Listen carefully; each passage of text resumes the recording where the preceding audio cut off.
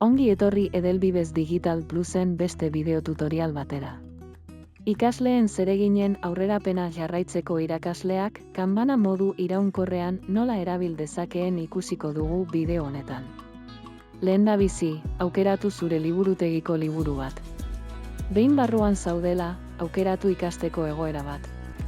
Egin klik ikusi Kanbana aukeran. Kanbana lana antolatzeko tresna bat da.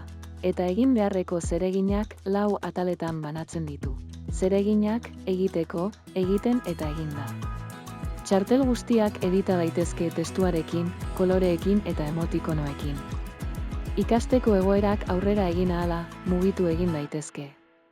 Halaber, zure ikasleentzako zeregin berriak sortu ditzakezu, gehi ikonoan klik egiten baduzu beheko aldean.